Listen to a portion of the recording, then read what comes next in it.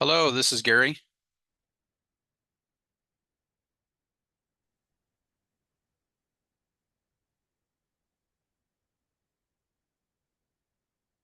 Test, test. Hi, Gary. This is Corey. Oh, Yeah. hi, Corey. Wow. I just run into you everywhere. Wow, all over the place. Hey, I don't I don't know who all's there. Corey, are you there in person or are you remote? I'm remote, but I do Uh, see some other folks on the webinar, and the fast folks are turning it on. I'm trying to figure, I don't use Zoom very much. Why are my cameras not on? That's weird.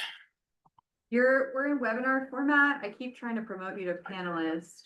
So if you'll accept the invite, then you can move into the panelist forum of the webinar, and then you'll be able to share and use your camera and everything.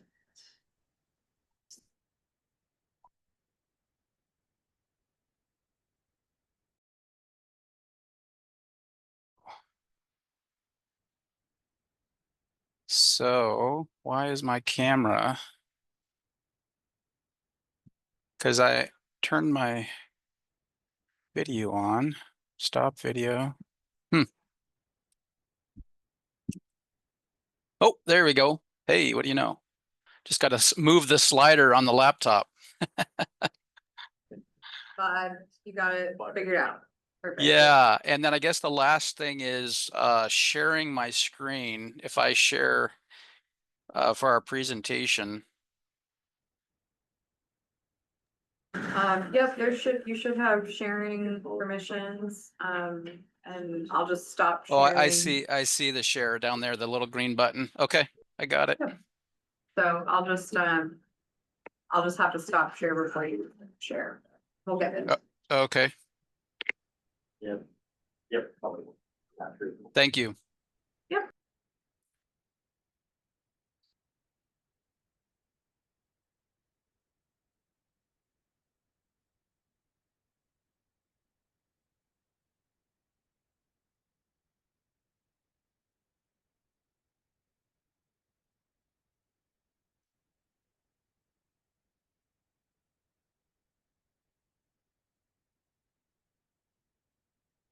So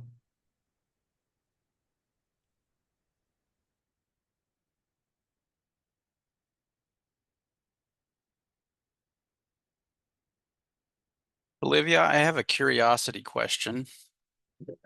Shoot. On what does my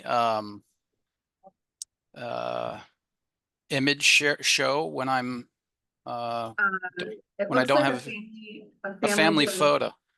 That is the strangest thing.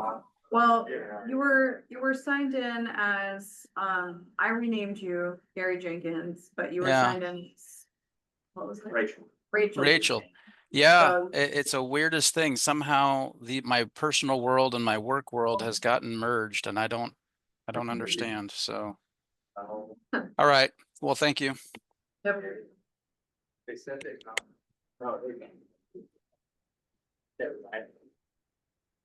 Yeah, we'll cancel that trip. Well, Kurt, how you doing? Good, are you? Good, thanks. All right, everybody, it's 12 o'clock. So let's go ahead and call this meeting to order. This is the Fast Planning Technical Committee meeting. It is Wednesday, November 5th, and 12 p.m. on the dot. For the introduction of committee members I see present, we have with us today Michael Bradley, Jason Olds, Stephen Hope sitting in for Michelle Denton, I assume. Andrew Reynolds sitting in for Kate Duber, Tim Glidden, Brett Nelson, John Atardis, Bob Kristash, Corey Richardson. And by the way, everyone, Corey Richardson is a new technical committee member thrown in the tribal seat, which has been vacant for many years. He works for Tanana Chiefs Conference. So welcome, Corey, to your first technical committee meeting.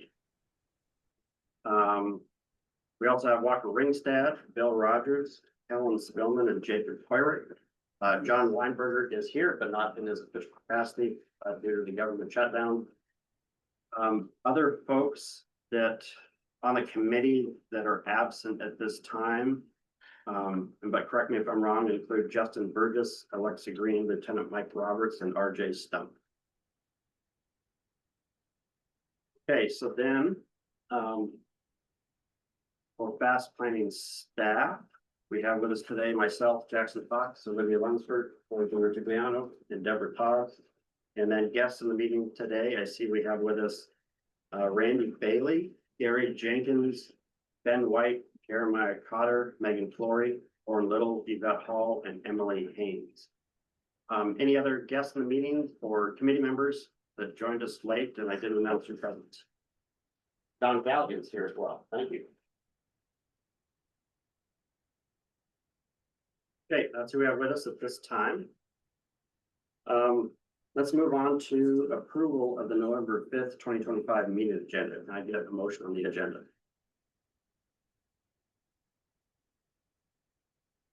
All right, move to approve by Bill Rogers. Is there a second?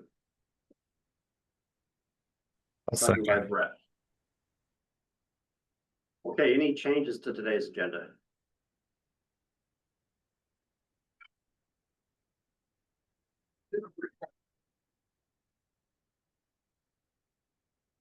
Okay, hearing none, is anyone opposed to approval of the agenda as presented? Okay, hearing none, we'll consider it approved. That takes us to approval of the September 3rd, 2025 meeting minutes, which begin on page 2 in your packet. And just a reminder, we did not hold a technical committee meeting in October. So these are the September meeting minutes. Can I get a few? I know. Can I get a motion on the minutes? I'll move to approve the minutes. Thank you, Jason. Is there a second? A second by Bill Rogers. All right, any edits to the minutes?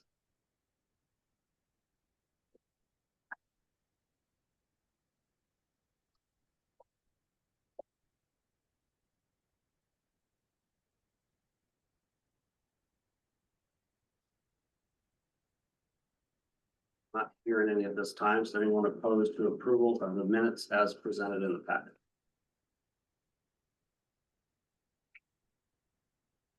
Hearing no objections, we'll consider those approved.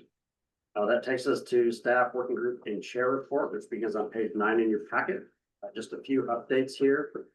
For our policy board meeting, which we held on October 22nd, policy board reviewed the technical committee recommendation on forming a work group to evaluate recommended changes to the operating agreement, but only after the metropolitan planning area boundary was approved.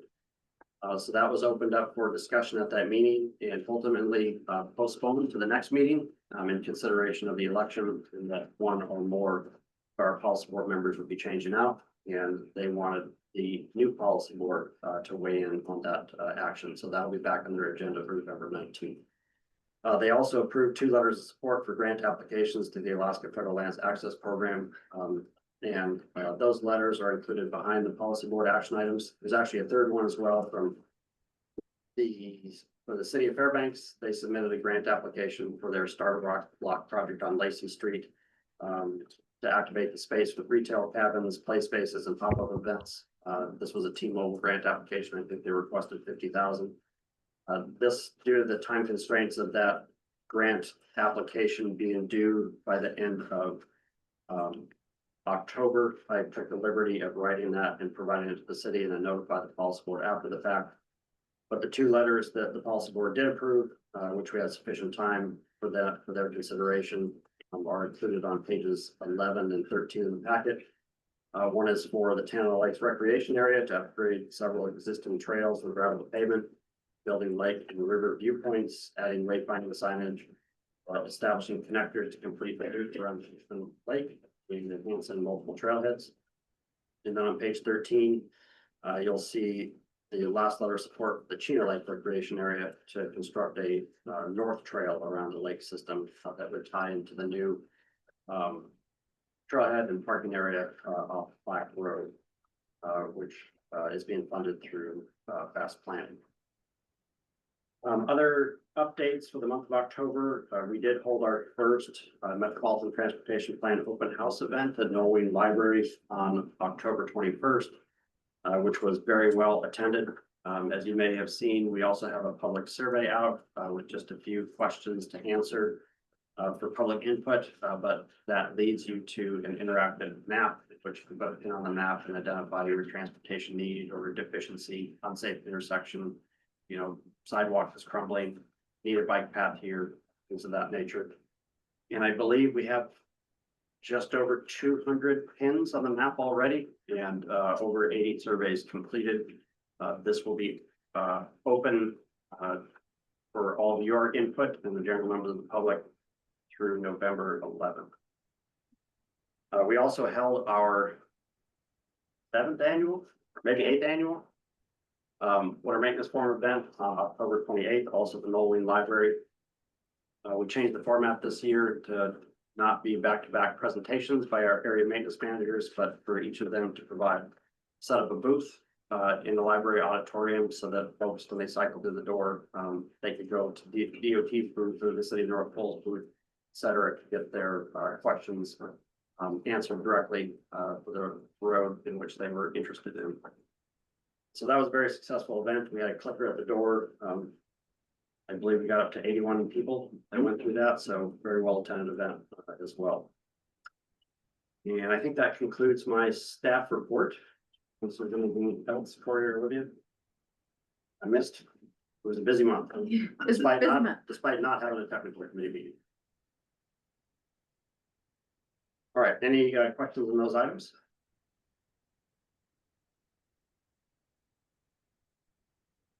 Okay, hearing none, we'll move on to our open public comment period for this meeting. Is there any member of the public that wishes to provide testimony today on anything not listed as an action item on the agenda? First look around the room. Okay, no public testimony here in the room and then online. Don't see anybody raising their hand. Okay, we'll go ahead and close the public comment opportunity and move on to our first item on the agenda. Item 7A, old business, electric vehicle charging stations, call for project nominations. This begins on page 15 in your packet. As recommended by the technical committee and policy board, we did issue our call for project nominations for site hosts for electric vehicle charging stations. The funding information, fact sheet, and online application is on our website. The application period is open through November 21st. This was a 45-day window in which to submit applications. We do have one application that was submitted at this time by the Fairbanks Daily News Miner. And in my side conversations, I understand the borough is going to be submitting multiple applications. I heard that the city of Fairbanks is intending to submit an application that at this time UAF is not planning to submit applications due to some funding challenges of parking services. That's all I know.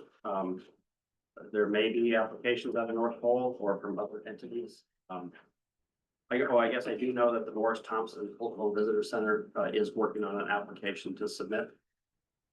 So we do expect to see that one. But my expectation is that at our December technical committee meeting, we will present to the technical committee all of the applications that we received. We'll put together some kind of rough scoring criteria to put these in priority order for a recommendation to the policy board. Technical committee might be ready to provide a recommendation to the policy board at the December meeting, or if you need more time in reviewing the applications, we can push that to the January meeting of the technical committee. So, but once we receive these, we will distribute those after November 21st to the full technical committee, so you can fit in your review. That's my update at this time. Is there any questions on our call for project nominations? Yes, Kellen. I just had one question. If I remember correctly, last time, I guess 2023 that we did this was kind of a mix of CMAQ and carbon reduction funding. Yes, One of which required a match and one didn't. correct. What's the status this time? Is everything gonna require a match or is it a mix again? There still is a mix of funding shown in our funding plan at this time. As we review the project applications, we may have the technical committee weigh in on who might receive the CMAQ funds because it's state match or that applicant wouldn't have to pay a local match. So for example, the Morris Thompson Cultural Visitor Center, they are a small nonprofit. And it would be a challenge for them to cover the match, so they might be a good applicant to use CMAQ money on their project. But some of our local governments that have deeper pockets might be able to use carbon reduction program funds, so to cover that 9% match. So, but that'll be an open conversation, and of course, we can modify our funding plan to meet the need. That was also the hope for UAF, because they have had challenges in the past few years with covering their match commitment. So if we could identify a funding source like CMAQ such that the state could cover their match on their behalf. So at the end of the day, we just want these projects on the street, and we understand some organizations have limitations. So that will all be part of the conversation once we review the applications. Okay. Yep. Yes, Tim. Do you have an idea of how many projects there's funding that actually? We have, I think, 1.7 million for construction. It depends on the application types that we receive. If folks want fast charging stations, those could be in the hundreds of thousands of dollars each. But if folks are looking at level 2, which is a slower charging station, charging vehicle up over a matter of a few hours, those are much less expensive to install, 50 to 100,000.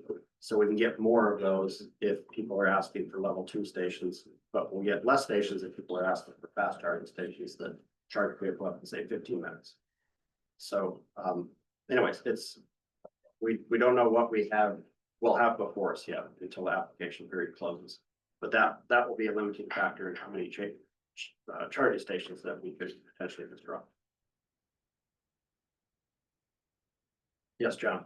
You mentioned there'd be like scoring criteria and whatnot, once the applications come in, and what, will this whole group review that, or is it like a subset of this? So staff will develop some scoring criteria, and that will be subject to review and debate by the technical committee. But basically, we have an electric vehicle deployment plan, which kind of steers us to what parts of the community these would be the best locations for electric vehicle charging stations. So there'll be criteria for that, but also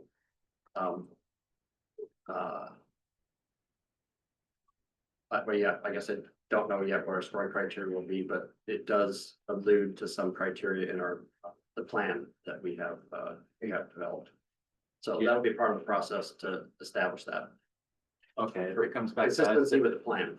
to discuss, then I guess I had a little bit of input. It's clearly said in here, but like private versus public ownership is a big deal, and we'd want to work with our right-of-way department on anything that could possibly be private, because I don't know if we can do that administering the project.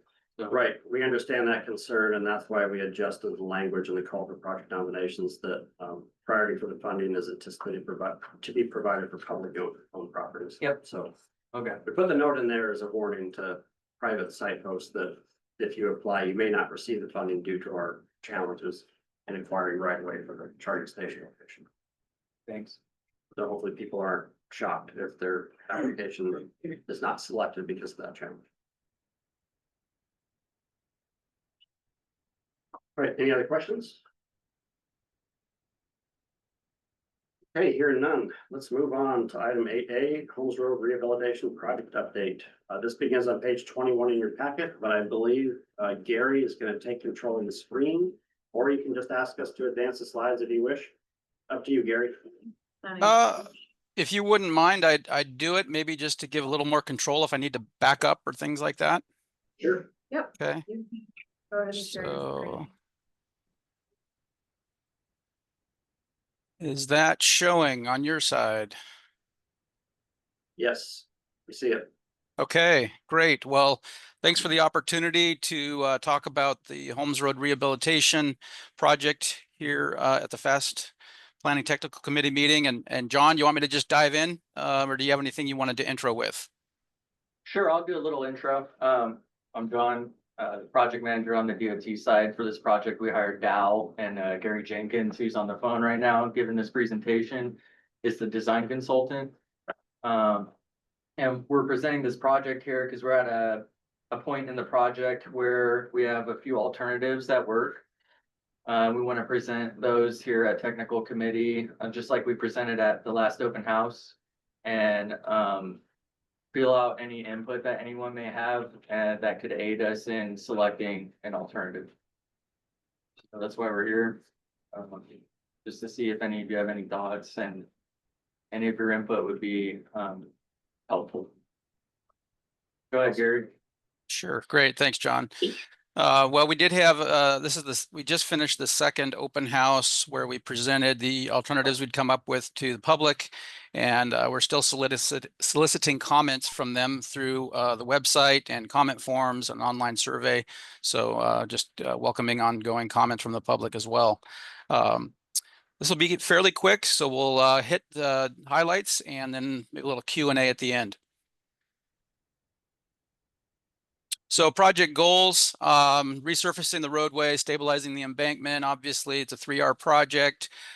Improve facilities, or provide really facilities for non-motorized users. Implementing a context-sensitive design approach, overall to improve safety for all users. And then upgrading the drainage systems along the corridor wherever feasible. Every year there's flooding, and a lot of it is at the breakup period with spring when the ground is frozen, but just seeking to do any upgrades we can to that as part of the project as well. I've got this graphic in here mainly because it captures, well, first of all, the extent of the project from Badger Road West to the east end of the project on Badger Road East. And then to also capture the differences in development that is along the corridor, which comes into play when we're considering alternatives. The west half of the project is much more developed with residential and some businesses as well, but the density is much higher than the eastern half of the project. There's Bryce, the quarry, Browns Hill Quarry on the west, or the eastern half to the north. So that's just there as a visual of the differences that this project has in that regard. Existing conditions, I think everybody's pretty familiar with, except for the first few hundred yards, maybe quarter mile of the project. The very narrow shoulders, at most a foot, and then steeper foreslopes. In many cases designed at 4:1 where there was a design, but today they've gotten steeper just with long-term gravel and just pushing out the top of the road and making things steeper. There's a large drainage swale or ditch on the south side of the road for the first half of the project, but as you get to the east end of the project, it's ditching just on the south side. So what we've learned on the design side has been fairly interesting. We did the 3R road safety analysis, and with the officially documented crashes that are along the corridor, it does not require additional road widening, which is a little bit contrary to the public comment. We're reporting all sorts of accidents and crashes, but just the data we have doesn't, from a 3R analysis perspective, require that widening. However, this does not preclude widening for other purposes, namely the non-motorized facilities and the context-sensitive design approach that's been the scope of this project. We also performed a speed limit study, or a speed study along the corridor. We did this both with 24-hour data collection and then followed that up with speed gun data collection. Both were consistent that the 85th percentile speed is 55 to 57 miles per hour throughout. That's at 3 different locations, equally, spread across the corridor. So we're seeing fairly high driver speed in comparison to the speed limit, which is currently posted at 40 miles per hour. And so the speed limit is not reflecting driver behavior, is what we learned through that speed study. We also performed an intersection control evaluation at Holmes and Dennis. That intersection did see a cluster of accidents in the data, but the evaluation did not warrant any additional control. It's currently two-way stop control on Dennis Road, the north-south road. And so a four-way stop, no other warrants were met for additional control at that intersection. However, it was noted that the accident rate far exceeds, I think it's about twice the statewide average. And the data, we used video data collection of traffic counts at this intersection, and saw that cars do frequently pass on both the shoulder, there is the wide shoulder at that area, or on into the opposing traffic lane when vehicles are slowing or stopping to make turns. So the conclusion of that evaluation was that turn lanes or medians, something to control traffic movements at that intersection is recommended. From an alternative perspective, we looked at different alternatives for non-motorized solutions. And of course, there's the no build, but then we primarily focused on a separated path alternative, a widened shoulders alternative, and an adjacent sidewalk alternative. And then, as we showed at the opening graphic of the difference in density and development, that some sort of hybrid could be the right solution for this corridor, and that's what we're seeking to sort through and soliciting public input and just looking at what's available. One of the big constraints on the project is that the right-of-way does narrow as you go from west to east, fairly wide on the west end at 120 feet down to about 60 feet wide on the east end. And so how we control project costs from a right-of-way perspective has been an important consideration. So we're going to walk through the three alternatives that have been looked at and just to highlight a few elements that are significant relative to each one. The first one is the separated path, and this alternative does not, it's basically the same roadway typical section for vehicles, and so it would not help get driver speed in line with the posted speed limit of 40 miles per hour. But it is a low stress space for non-motorized users. It gets them separated, provides a space for them separated from the roadway, and that's a primary objective from the non-motorized perspective. Just a quick comment on these graphics, just because of the difference between the western half and the eastern half of this project. I'm only showing the western half here, but drainage facilities will be added to the, it will not be impacted on the western half, but will be added or maintained on the eastern half. For the widened shoulders, 6 foot widened shoulders on both sides, and it's basically accepting the current driving speeds. It's recognized, you'll see the 50 mile per hour speed limit. We're not saying that it will change, that we're going to change the posted speed limit, but it's highlighting the fact that drivers are already driving over 55 miles per hour, 55 to 57 throughout. And so widening the shoulders certainly will not curb that speed. And so this alternative is putting non-motorized users close to high traffic speeds, and probably it's the least or the most stress for those users if as an alternative. This alternative is really the one that focuses most on context-sensitive design approach, and that's the adjacent sidewalk with curb and gutter on one side. Curb and gutter on both sides could be looked at, but the cost just starts getting pretty high, and we looked at it for just on one side, adjacent to the non-motorized facility of a wide sidewalk. This does encourage the slower, getting drivers to be closer to the posted speed limit. You see the 35 miles per hour on there. And the main reason we show 35 here is because it's in alignment with implementing traffic calming concepts. And we'll get into those concepts in a minute, but the traffic calming elements really are only compatible if we have a posted speed limit of 35 miles per hour.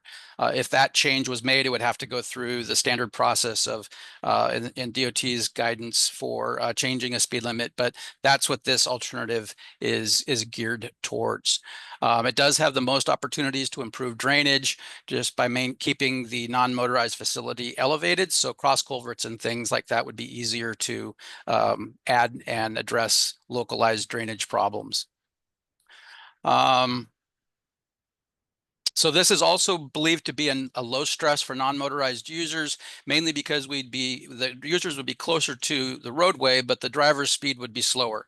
So compared to the separated path, we viewed these as largely similar from a level of stress for non-motorized users.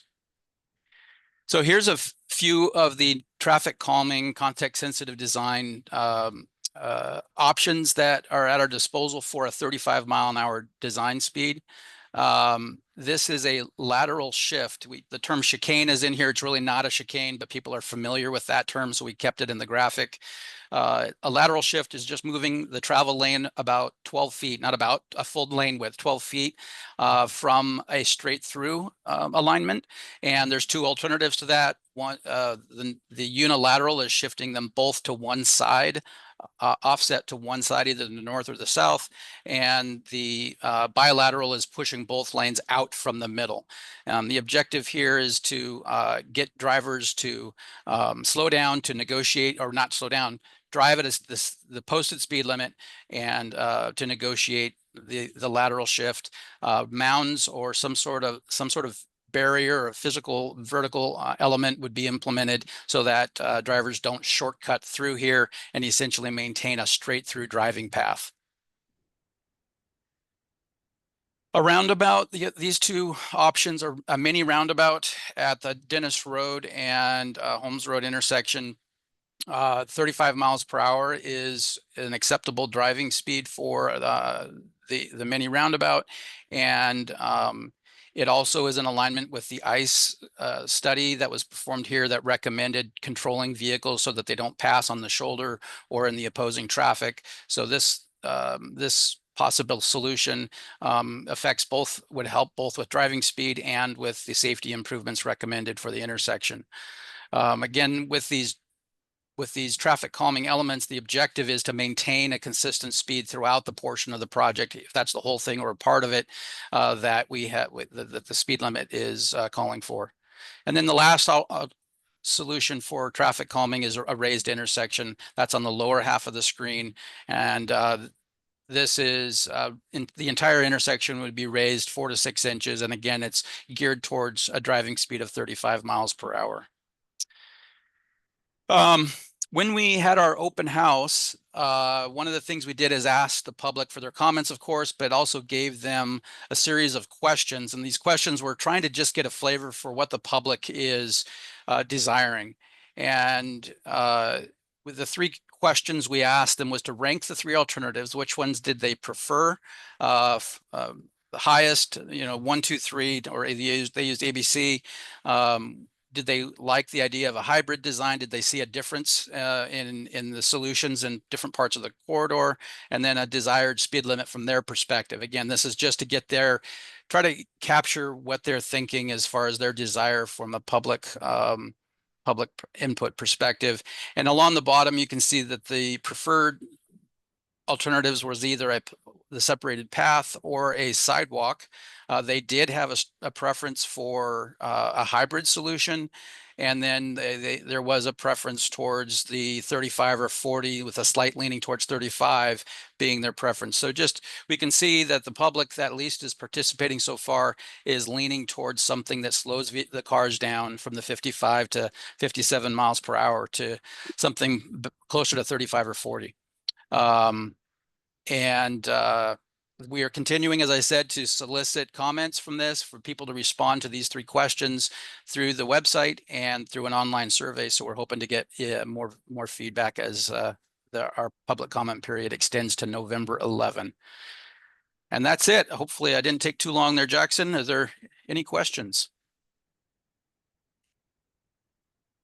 Yeah, thank you, Gary. Yeah. Any questions for the project team on Holmes? Yeah, go ahead, Tim. So this is just from Badger to Badger. Correct. Does not include the intersections on either end. Okay.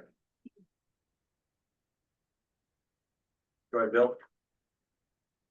Does the roundabout at Dennis require additional right of way? I require what? Additional right of way? No.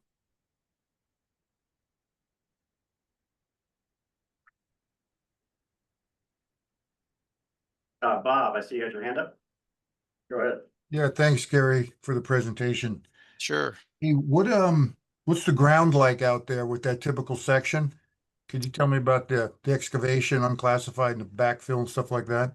Yeah, we did a geotechnical investigation and the material is pretty good. The current planned typical section is going to be a pulverize and pave with some isolated dig outs where there are some more slough type conditions in the soils. So predominantly going to be a pulverize and pave, you know, the top 6 to 8 inches, and then dig out and fix some of the slough, bad soil locations. So you did drills out there, but you didn't find Yes. existing ice or permafrost in the roadway? No. All right, hey, thanks. Mm-hmm.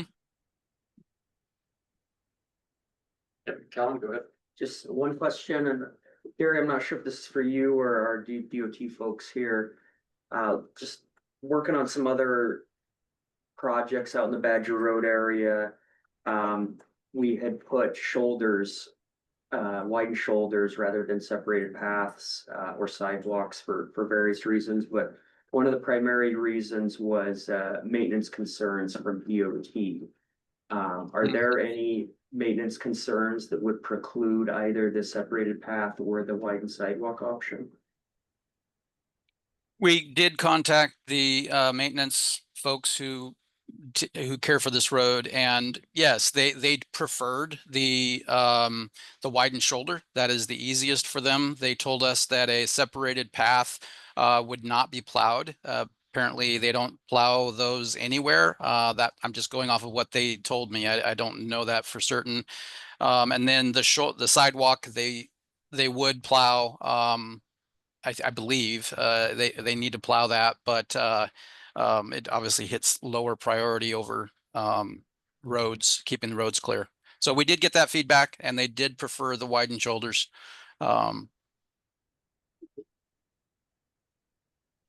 Maybe a follow-up, I guess maybe for our DOT folks, is this gonna be one of the main determining factors? Are the separate path and sidewalk kind of off of the table for maintenance concerns, or are they still an option? I don't think they're off the table. It's just that kind of like what the public wants and what they're gonna get as far as how often we can get to maintaining them and the quality or level of maintenance. So there's trade-offs with the widened shoulders. They plow it with the road. You know, it's generally clear as soon as the plow goes by. With the separated paths, it takes a lot longer to get to, if ever, and the sidewalks, a lot of times they plow the snow right into the sidewalk and it stays there until they eventually can move it. So Okay, there's trade-offs, and if y'all have input, we appreciate it. thanks. All right, any other questions for Gary or John? I think Olivia will throw the website link for the survey in the chat for folks online. All right, well, thank you, Garrett. Thank you, John. You're welcome. Thank you. Okay, we're gonna move on to our first action item of today's meeting. This is item 8B, the federal fiscal year 2023 to 27 Transportation Improvement Program, or TIP. Administrative modification number 7 and amendment number 2. I'm going to provide kind of a lengthy introduction to this, but basically we have quite a lot of changes to many projects in our TIP document. And some, or I should say most, will qualify underneath our thresholds for administrative modification as a minor change to the document.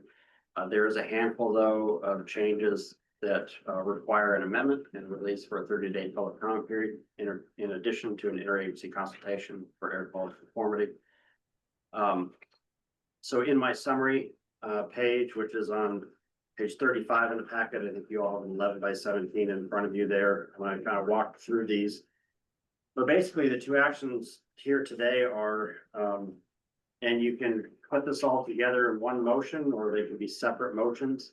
But what we want to do is advance the minor changes for the administrative modification for the policy board for the November 19th meeting for approval. And then we need a recommendation from the technical committee on releasing those projects that fall underneath an amendment for a 30-day public comment period. But we would not release that until an interagency consultation for air quality conformity was completed for those projects in the amendment. And also, the conformity freeze has not yet been lifted for our area. I do think it is imminent.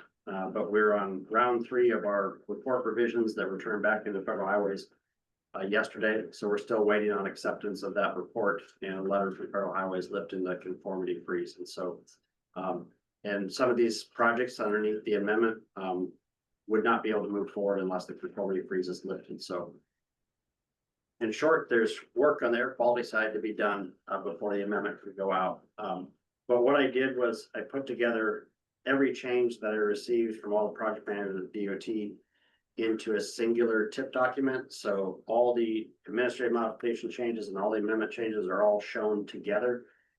I needed to do that to maintain fiscal constraint across all of our funding categories and make sure that we had enough money to pay for all of these changes. But you can see how I kind of bifurcated admin mod changes versus amendment changes on page 35 here with those checkbox that you see. In some projects, part of the change qualifies for an admin mod and part of the change is an amendment, triggers an amendment. But what I'm going to do is I'm going to go through these number 1 through 18 on page 35. If anybody has any questions or wants more information than what I present on each of these, you can interrupt me and you can answer those questions, or you can hold your questions till the end. It's up to you.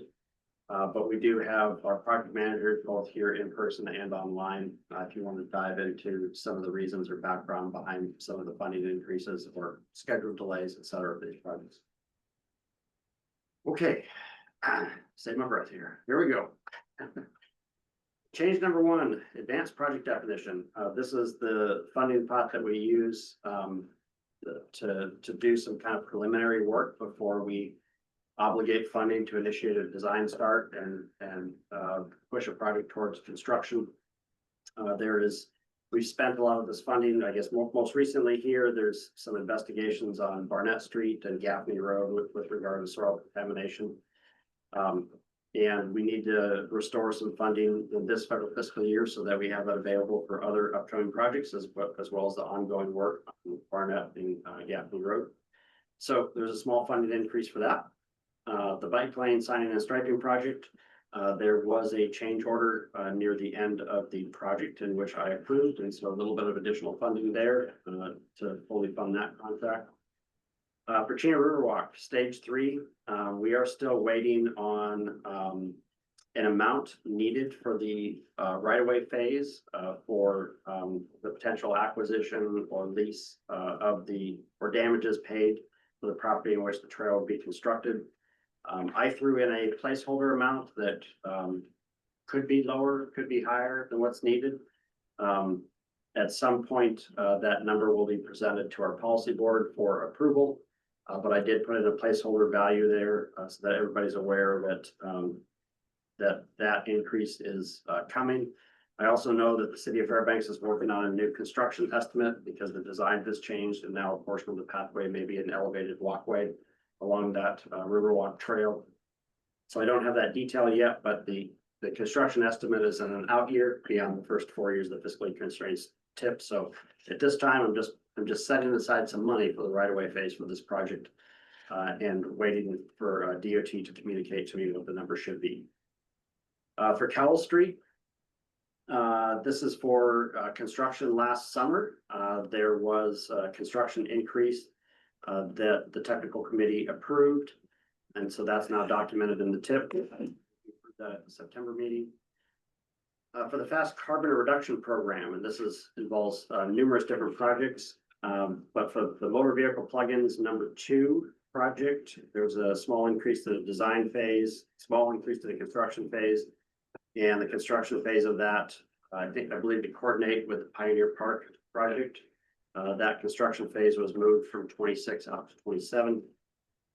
And then for the North Pole High School Access and Circulation Plan, that funding obligation did not occur last federal fiscal year. So that money has now been moved into this current federal fiscal year so that study can get underway this year. Hopefully this winter an RFP will be out.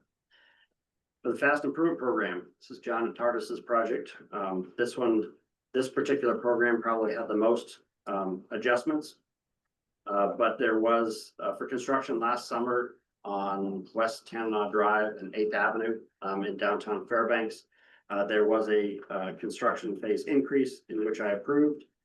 There was also another increase that I approved early this federal fiscal year in October. John also asked for some additional design phase funding for the 2026 construction program because we raised the bar on that program from 1.1 million up to 2.4 million. As you recall, I went to the technical committee for that project list for next year's construction. So there's additional design funding for him there. That difference, though, between the 1.1 million and 2.4 million, that $1.3 million increase to the construction phase next summer, that is the one thing in this program that will have to be part of an amendment due to our funding thresholds for admin law versus amendment. So that's the one that's split up.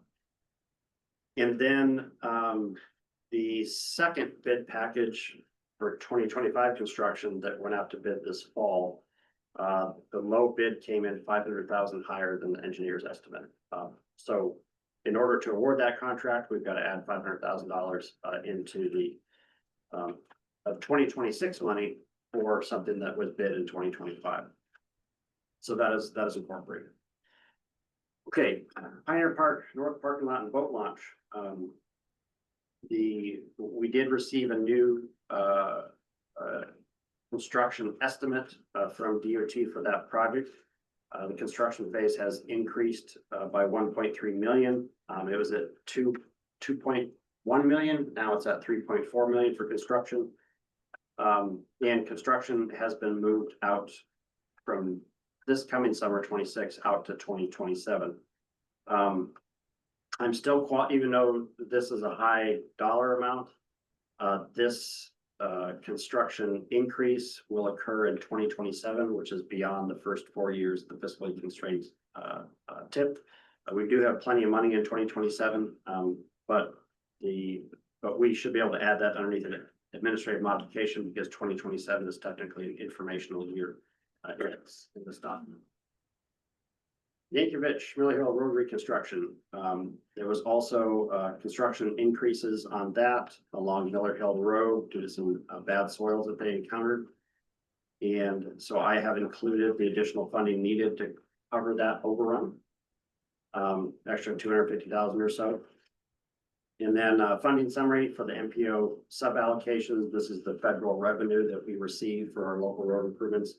I did receive updated funding amounts for fiscal year 2026 from DOT, so those have now been updated in our funding summary. City of Fairbanks systematic signal upgrades. I did receive the latest Highway Safety Improvement Program funding plan from DOT, and there is an increase of 1.7 million in 2027 for the construction phase. And the fast ADA improvements.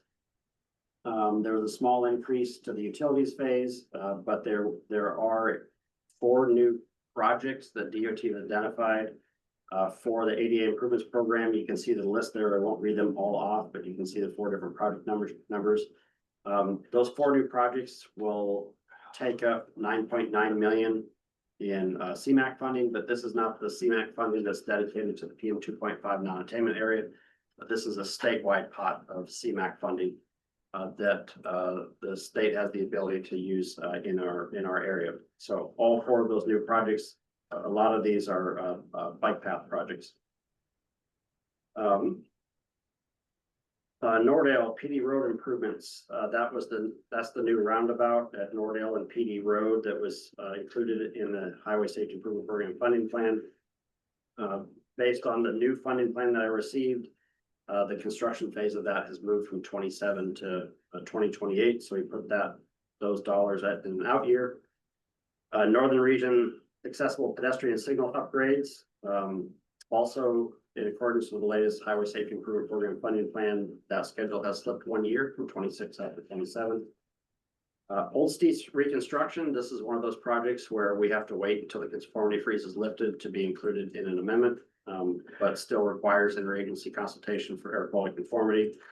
I've not yet received an updated construction estimate for Old Steets.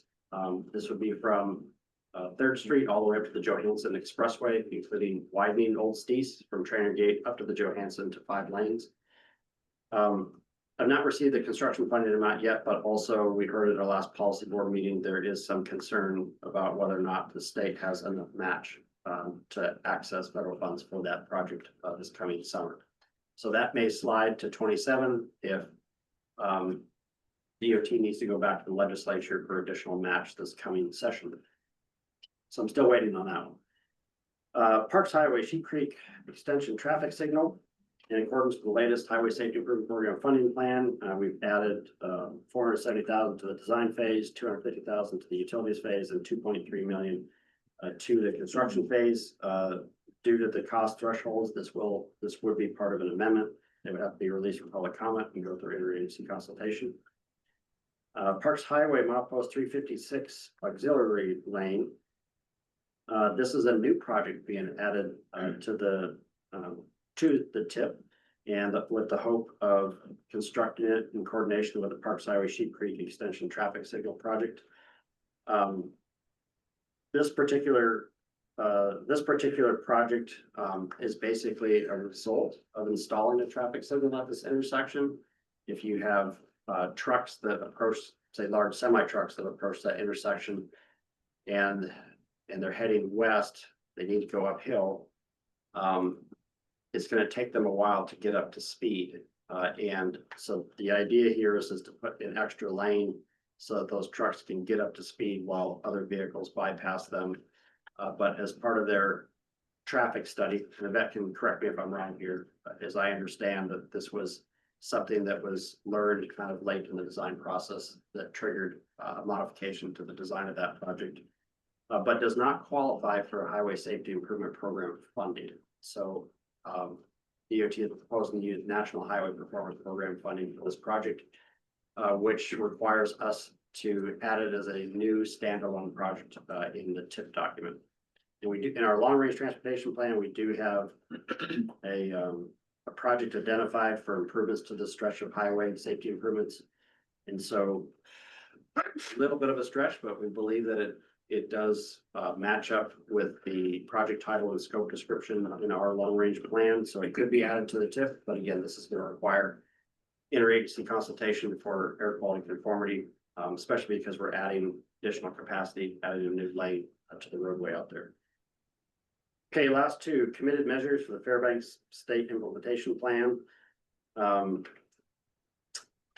Let's see, we have for the Pega Road bicycle and pedestrian path, we have an increase to the utilities phase, small increase to the construction phase, and then we moved the utilities and construction phase out from 26 out to 27 to be constructed in combination with the Pioneer Park project.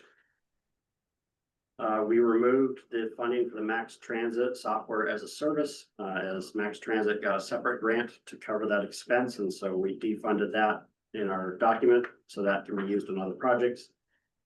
And then for the Chena Lake Rec Area access via Plaque Road, we increased the construction phase up to 3.4 million and reduced the utility phase to just be a placeholder at this time.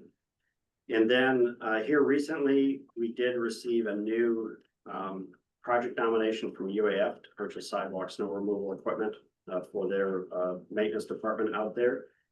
There's also interest from DOT maintenance and operations for a new piece of sidewalk snow removal equipment. And so with the leftover CMAQ funding that I had in the program, I included $500,000 to help meet the need of UAF and DOT in purchase of that sidewalk snow removal equipment.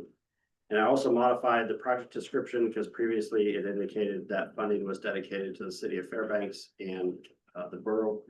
So we simply added on UAF and DOT to that.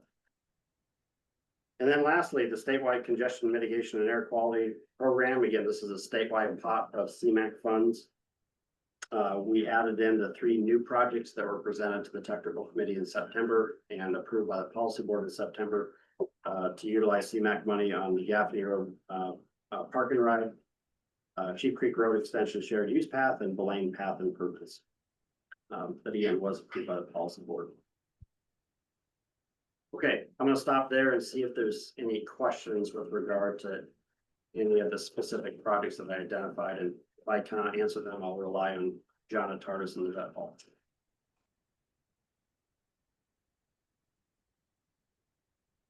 Can I just say first that Yes, go ahead, Brett. thanks for putting this together. This helps a lot. Yep. That's all I want to say. Bob, go ahead. Yeah, thanks, Jackson. A lot of work went into this, obviously.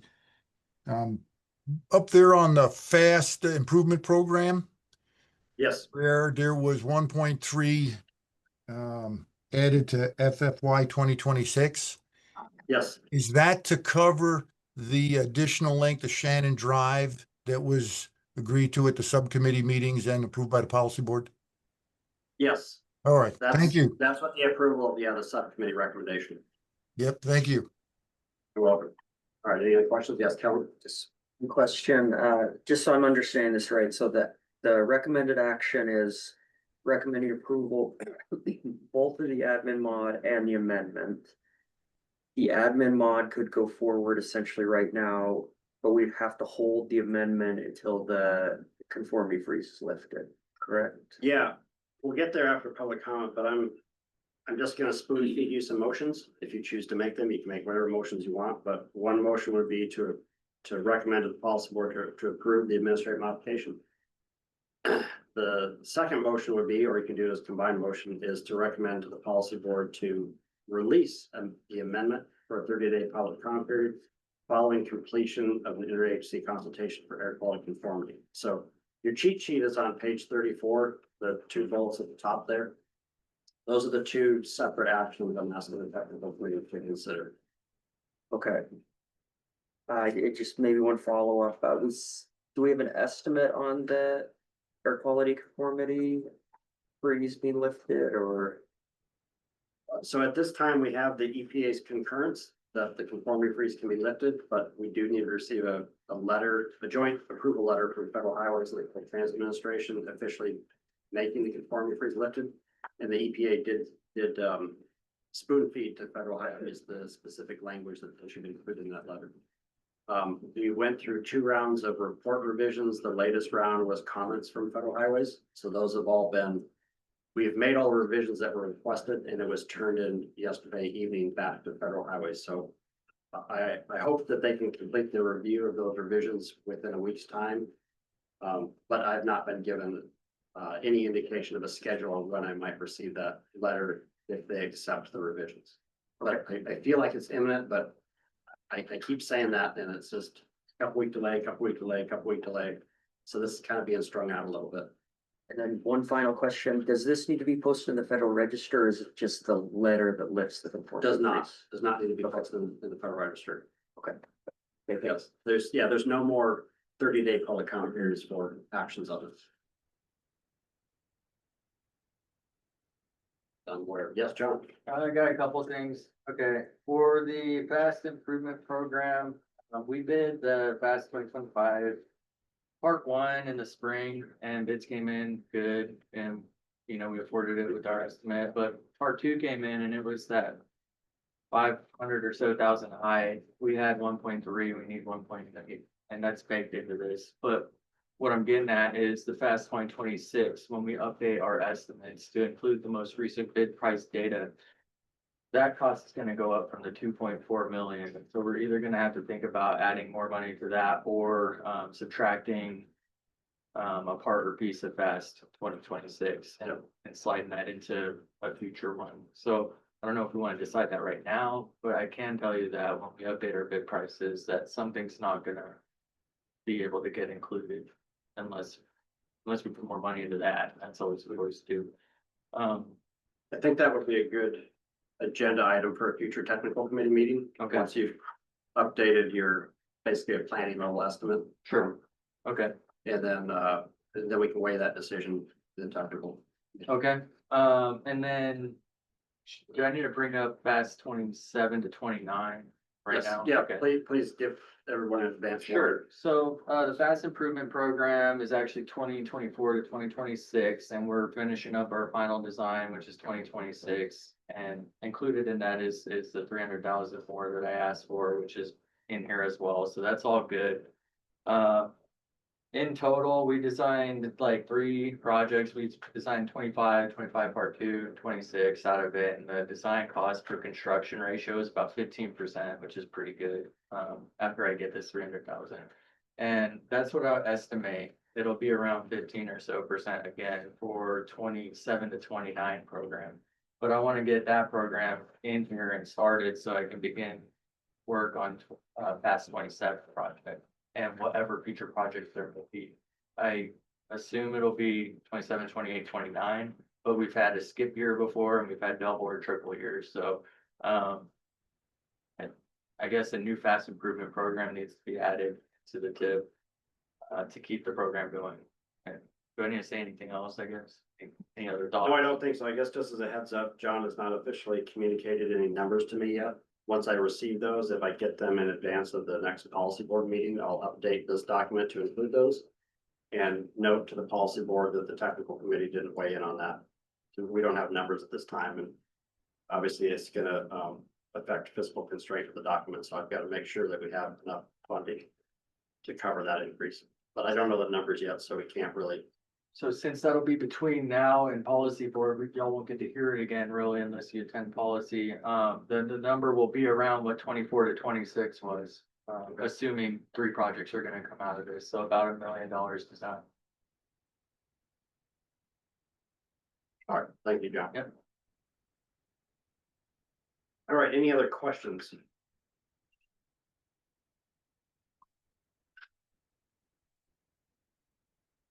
Okay, seeing none, I'm gonna go ahead and open up, this is an action item here, so I'll open it up for public comment opportunity. Is there any public comment in the room? Okay, seeing none in the room, any public comment online?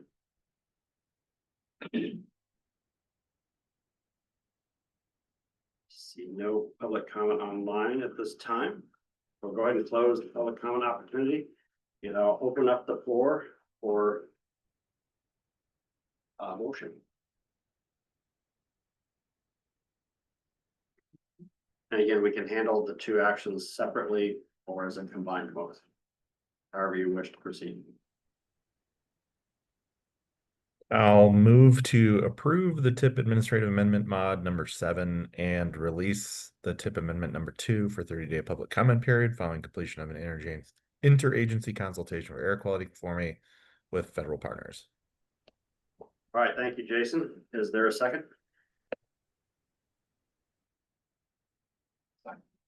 Second by Brett Nelson. Okay, discussion on that combined motion. Yes, John. Do we need to add in the figuring out the fast improvement program addition to this motion? I don't think so. But I think we have informed the committee. So we have some transparency here on what may transpire between now and the policy board. And this is just an advisory body, so it's not a decision-making body. You know, unless you feel compelled that you would like to do an amendment to the motion. I don't think it's necessary, but anyone on the committee can object or weigh in on that. Well, I'm not compelled. You all feel adequately informed that I might make a change between now and the policy board to accommodate that request.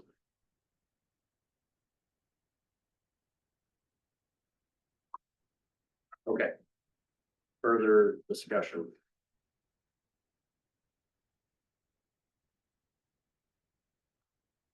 Yes, John. Minor tweaks, are those okay as well? Like say you finish up the package between now and policy board and it gets the policy board. I guess I want to make sure the committee is okay with minor tweaks. Yep.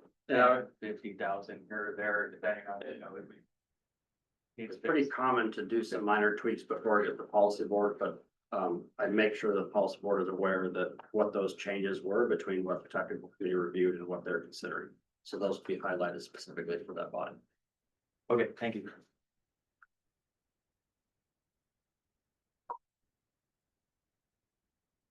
All right, further discussion, debate, questions?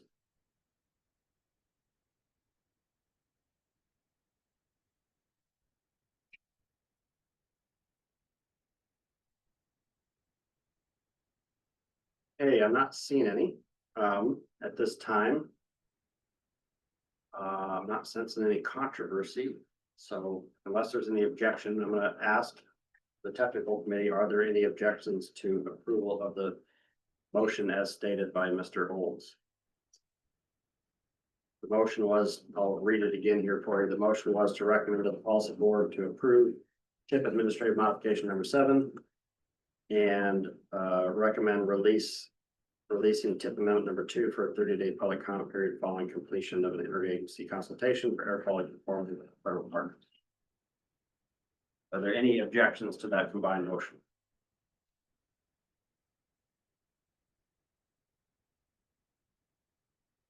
Okay, not seeing any. Go ahead and consider that motion approved. And we'll move on to item 8C, US DOT Safe Roads Initiative Update. On page 70 in your packet, I have a screenshot of a new online map produced by DOT. And I believe Lauren Little is in our meeting here today, and Olivia will bring up the actual link online in case you want to zoom in anywhere, but Lauren, you have the floor. She may not have to drop off. She talked to me a little bit ago. Okay. She had another booking meeting that came up at 1, so she wasn't sure if we'd get through the agenda time. But, yeah.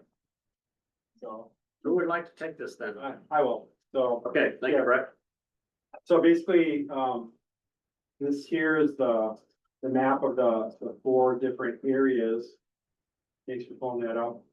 Having to do with that Safe Roads Initiative that sent in a packet to FHWA. So yeah, if you zoom into the Fairbanks area, we have the kind of the 4 categories are bridges of concern or constraints, congestion hotspots, one there in the middle.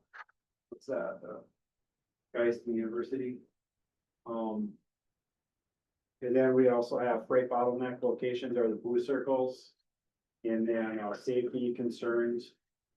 High crash corridors potentially are the yellow highlighted segments. So these are each an area that's kind of been put together on a spreadsheet that was sent in. And I think the technical committee just had, I think that came out like right after the technical committee, so the policy board saw it. But basically sent in to Federal Highways, they like what they saw, but now it's up to us to work on digging through these to look at what are some of the solutions for potential projects or evaluating, is it still a concern? Because like, for instance, the congestion on University and I think we pulled that up, but that may have been partly rectified with the university widening project. So that's probably just gonna be investigated some more to see if it still is the same issue as when we had a limited time frame to put together the package to send to Federal Highways. We had, I think, a 60-day window and it got stretched a little bit, but it was kind of quite quick turnaround. We wanted to send in all the potential ones, but now they kind of have to be dug into further. So basically the ask that Lauren wanted me to pass along to FAST right now is to see the level of interaction and engagement. Do this with all 3 of the MPOs, but to have a collaborative effort going forward. So basically there's, it's not an action item, but right now, but 4 ideas or the options are FAST could dig through some of these and come up with recommendations, independently and then provide them to the state. We could work on it that way, or could be, we haven't put it together yet, but there's gonna be a statewide working group formed. So it could be participation as part of that statewide working group. Could just wait to see what comes of it and then just review the report at the end, or if there's other ideas for engagement.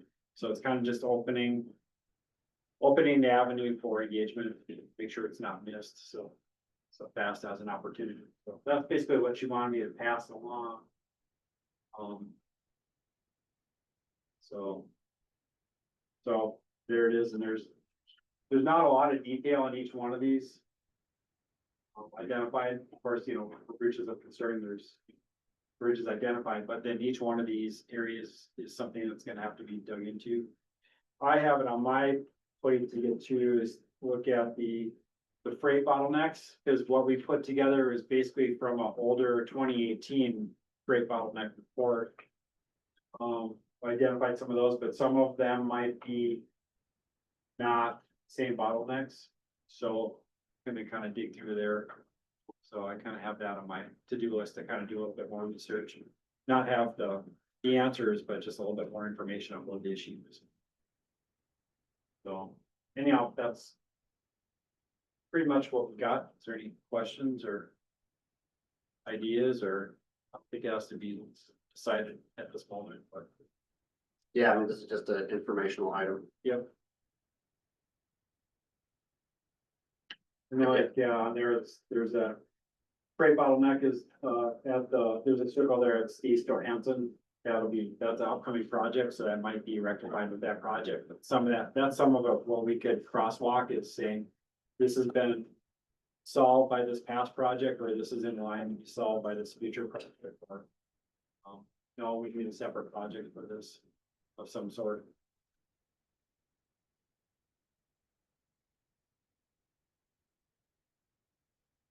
Yeah, I guess the hope is that if there's a committee or stakeholder group that stood up, a few folks from this technical committee could serve on that, in addition to fast planning staff.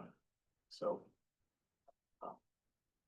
I mean, we have, yeah, like you said, we have some projects that help address some of these issues already in our long range transportation plan that could be advanced to our tip for funding. If there's funding commitments on the state side. Yeah, another thing to keep in mind is with MTP ongoing right now is if there's things that are not caught by anything, that might be something that we want to. Yep. So it's good timing on this.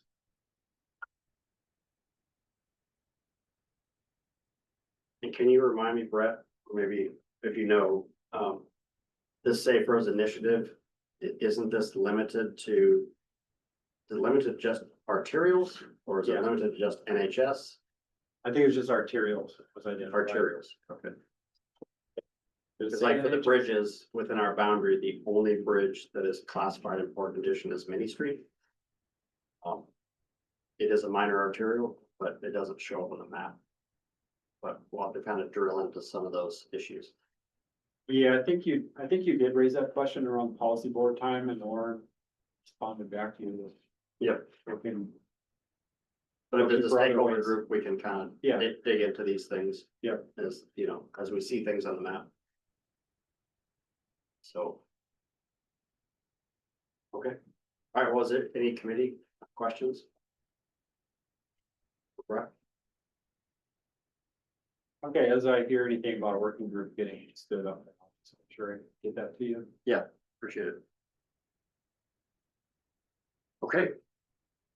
Thanks, Brett. We'll move on to the next item, which is sort of kind of related.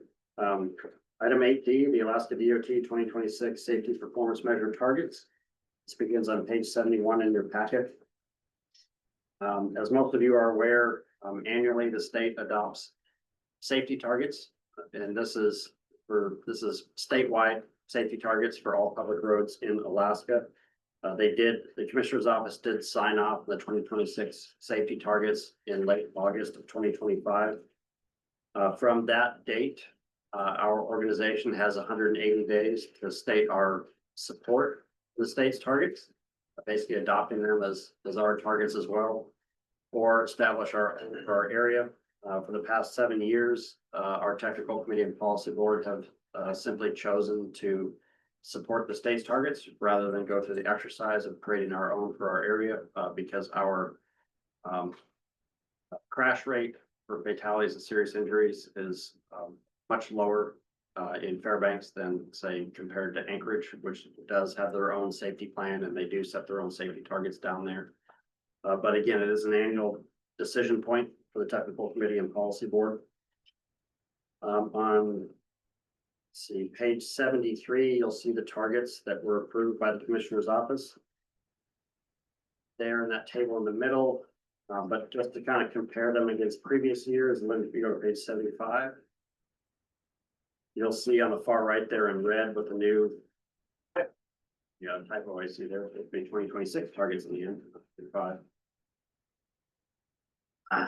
Basically, what happened last year and is continuing this year is that the state's strategic highway safety improvement plan is targeting a 3.5% per year decrease in fatalities and serious injuries statewide. All the implementation measures in that plan, they're trying to get it down 3.5% per year. So last year in 2025, they applied that formula to the proposed targets for 2025 and reduced that by 3.5%. And then now for 2026, they're going down another 3.5%. But this is dropping to be much lower than what the statewide 5-year average is for fatalities and serious injuries. So which means it can put DOT in a position where you're setting a target that you may not be able to achieve. And if you do not achieve that target, there are penalties to the state. The penalties do not reduce the amount of federal money that the state gets, but for some funding, it does reduce the flexibility of that funding such that it has to be used to be targeted on projects that are focused on reducing fatalities and serious injuries. So it's still not a bad thing. But this is what, and there was a pretty robust series of meetings where all 3 metropolitan planning organizations were involved, along with a lot of state DOT staff, and we came to consensus on using that 3.5% reduction per year, and that's what these numbers reflect. The next page shows you in the strategic highway safety plan whether they're looking at that 3.5% increase per year. And then if you want to see the trends over time, beginning on page 77, there's a series of graphs here. We won't go through them all, but this is just one example showing that, you know, over time from 2020 to 2024, the rolling average of fatalities statewide is trending downward. But using this one just for example, the 2026 target for fatalities is now at 59. So it would be a pretty big jump to get down to 59 on, you know, for what actually will happen in 26. And I don't know that we have the numbers yet for what actually occurred in 25, otherwise they'd be on this graphs. So this is a good thing that they're trending down, but the targets are set aggressively lower than what this trend line is. And I think that's all I have to present on this, but obviously I'll open the floor to anyone from DOT who may have been part of this process to speak to anything I didn't present.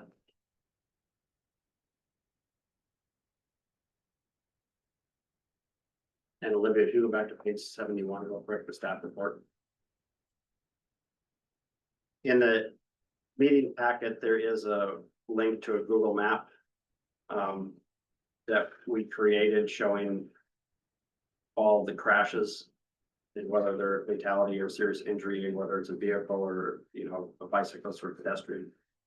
On that map, we have not updated that yet in 2025. But if you want to look, if you want to have a 10-year look at all the crashes within our area, I believe that map is still live. Should be, just can't click it here.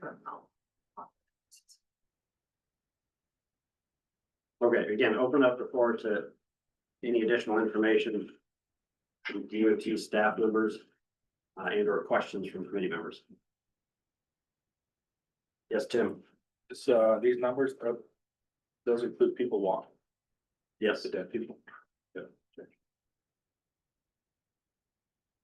there's, yeah, quite a high percentage reflected in that number for pedestrian fatalities in Anchorage. And the goal is 57 statewide, 59. 59 or lower, but that's the whole state. the whole state, yeah. Yeah, go ahead, Kellen. I'm working off memory here. I remember last year, we had Nathan Stevens, so we adopted the statewide targets last year.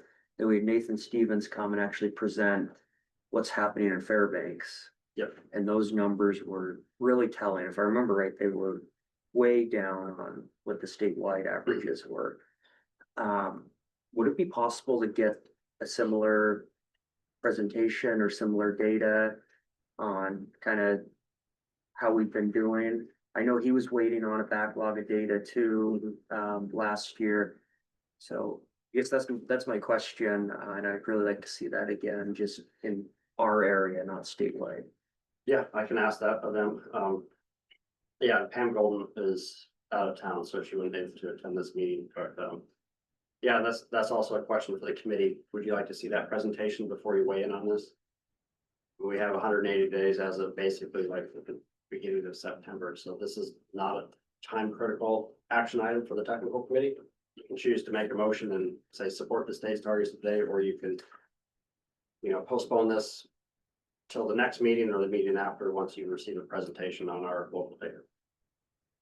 Yeah, I don't recall when they get the numbers for 2025, but that might be a question to ask Nathan, when that might be available to get the most updated numbers. Well, we can cross that bridge, whether you want to act today or postpone, get after a public comment period and get to a motion on the floor. All right, further questions? Yes, Tim? These are just transportation related to roads and trails, not boats or planes. Correct. Yep. Yeah, vehicles, pedestrians, bicyclists. On public roadways.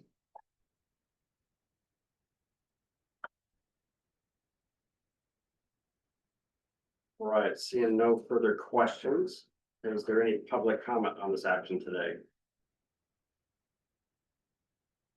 Don't see any in the room. Don't see any online at this time. We'll go ahead and close the public comment period. I'll now open up the floor for a motion.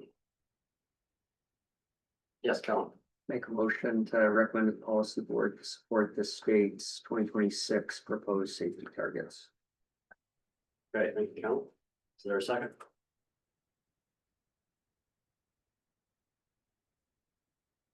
Walker has it. Okay, discussion on that motion. Right, Kellen? Yes, I think I've spoken to this for, I don't know, the last 8 years or so. Honestly, this kind of seems like a little bit of a formality to me. We've been assured every year that there's no issues if we don't meet these safety targets. I don't think there's any benefit in us formally adopting our own safety targets. But with that said, I think it is really beneficial, especially going through the MTP right now, to see how we're doing locally. These targets statewide don't mean much to me, especially things like fatalities, because everything that happens in Anchorage and Juneau is counting in towards our targets. So I'm more interested in what's happening locally, but I don't think there's any benefit in us setting our own local targets formally. I think there may be informally through the MTP process, but not formally. Good, thank you, Kellen. Further discussion or debate?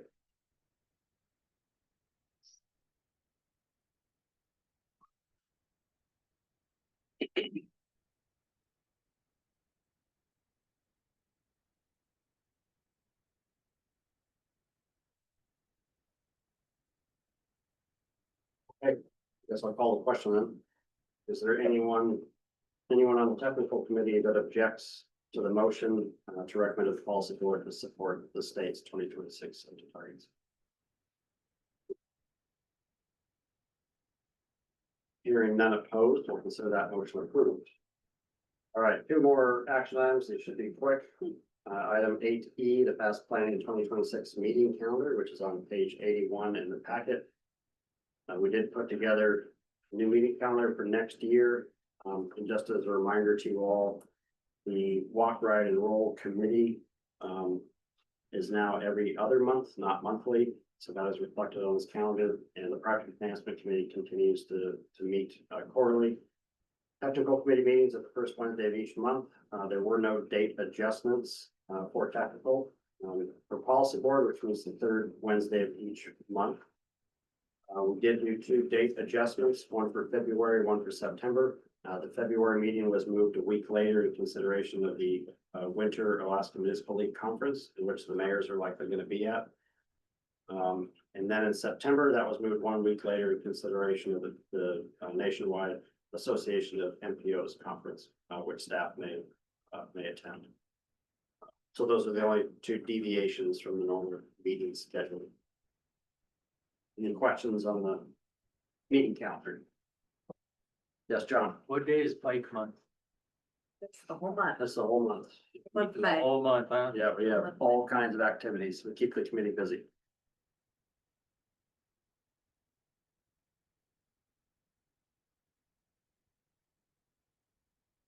Okay, I'll see any other questions. I'll open this up. Is there any public comment on this item today? None in the room. None online. We'll close the public comment period. Can I get a motion on the 2026 meeting calendar?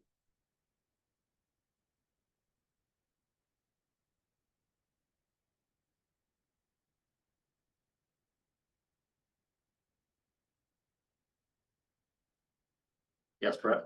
Move to approve the 2026 meeting calendar is presented. All right, thanks, Brett. Is there a second? Jacob, thank you for the second. Any further discussion?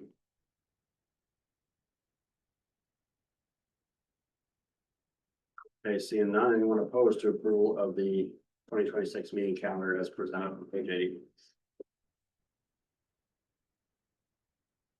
Seeing no objection, we'll consider that approved. Okay, our last action item, item 8F, election of chair and vice chair for the technical committee.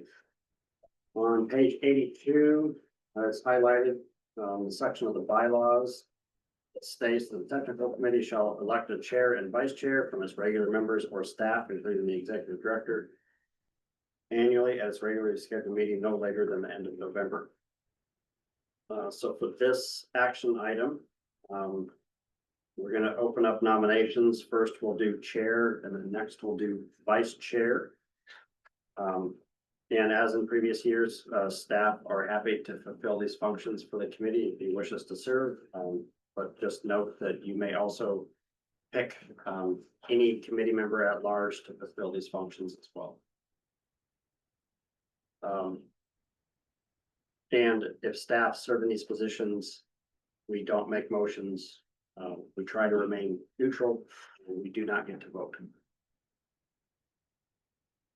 So, open up. Is there any questions before we open nominations?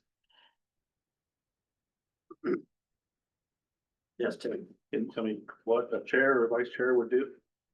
What I'm doing right here, just running the meeting. That's really all it is. That's what they both do. Yes. Yeah, and the vice chair serves in the absence of the chair. So if I'm on vacation or in the hospital or whatever it may be, then the vice chair would sub in to run the meeting for me. Are you currently the chair? I'm currently the chair, and currently Olivia is the vice chair.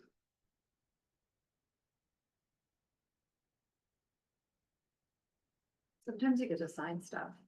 Yeah. Like meeting minutes, yep. Pretty cool. Okay, let's open up the floor for nominations for chair. Are there any nominations for chair?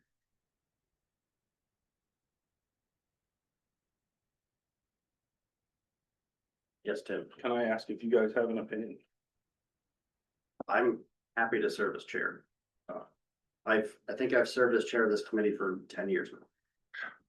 So, but that doesn't mean maybe you don't like what I'm doing, so you can pick someone else, but no, I'm happy to continue to do this. And I mean, really my role is to kind of, you know, process wise, keep this meeting on time so that we don't go over the 2 hours and follow Robert's rules of order and make sure that we're, crossing the T's and dotting the I's in our process.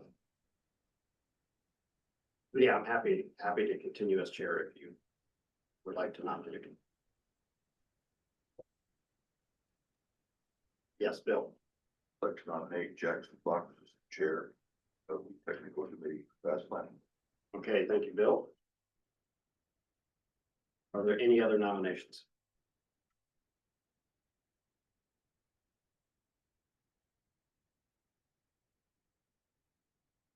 Okay, we'll close the nomination period for chair. Anyone opposed to the single nomination for chair? Would be me to continue to serve as chair for the next year. Okay, hearing none opposed, I'm duly elected.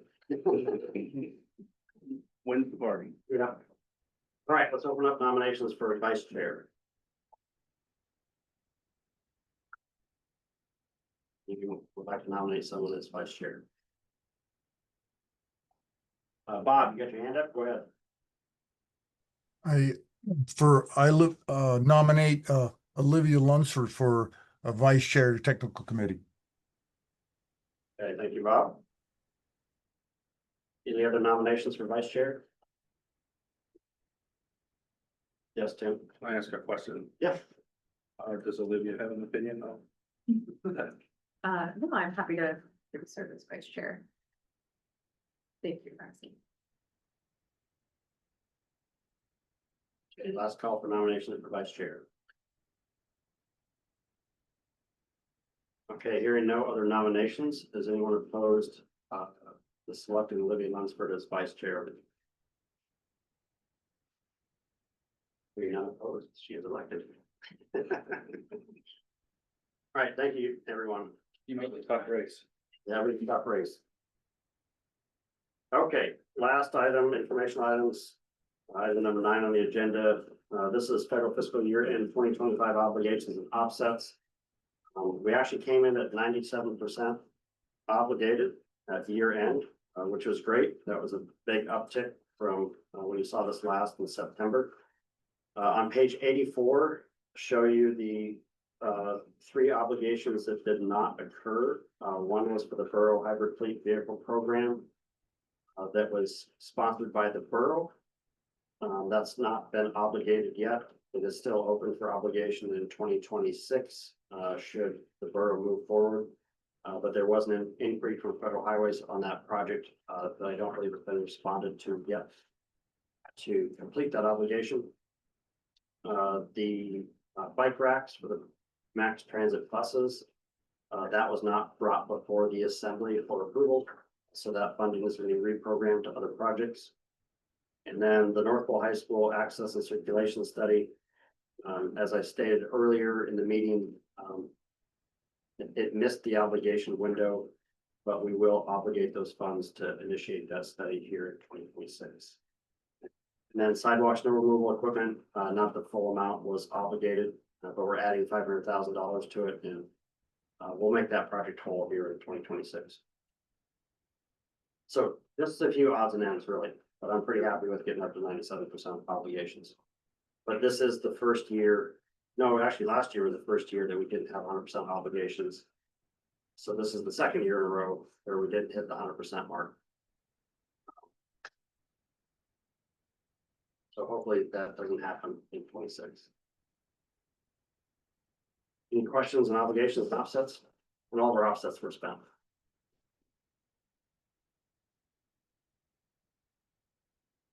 Okay, hearing none. We don't have any other issues today that I'm aware of, so we'll just move on to committee member comments. Any comments from any committee member about anything?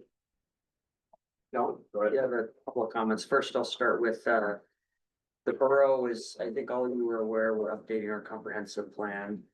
We've been working on this for about 10 months. We kicked it off with a big community-wide survey. We had about 2,000 people take this survey. Wow. A lot of great feedback from that. So we've tried to take all of that input and distill it down into a vision and actually goals. So transportation goals, land use goals, housing goals, environmental goals.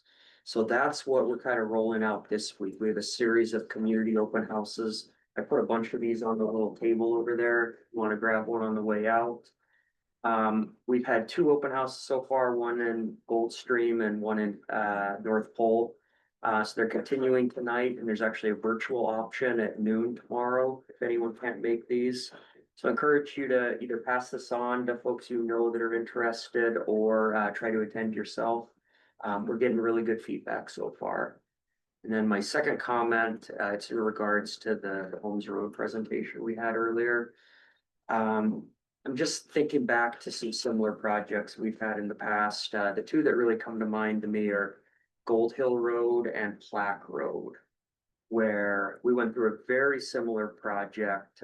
Bicycle and pedestrian facilities were the main driver on a lot of these. And both of those, it was decided to go with the widened shoulder option.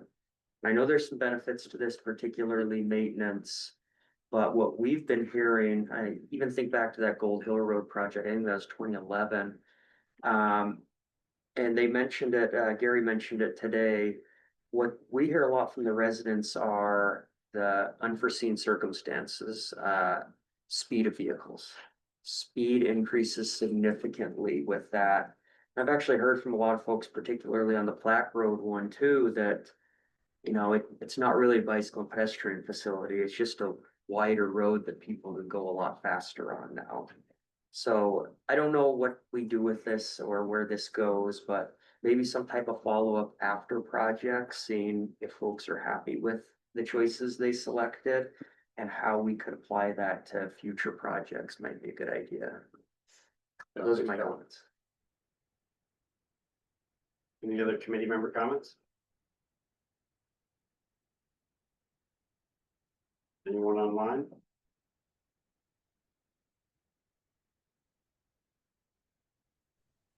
Yeah, Jackson, this is Steve. I just want to speak up and thank the state and DEC specifically for working with the EPA in getting the SIP approvable and all the efforts they did working with the EPA in order to get that done. It was really a monumentous feat and they did a great job. Moving forward, it'll be interesting to see how it all plays out. Yeah, thanks, Steve.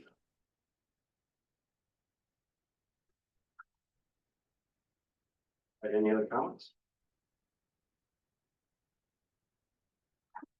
Thanks, everybody. This is a huge agenda and we worked through it pretty quickly. So, all right, I'll ask, is there a motion to adjourn? John? Tardis? Is there a second? Brett has the second. All right, anyone opposed to adjournment? Hearing none, we are adjourned at 1:33 p.m. Good, everybody.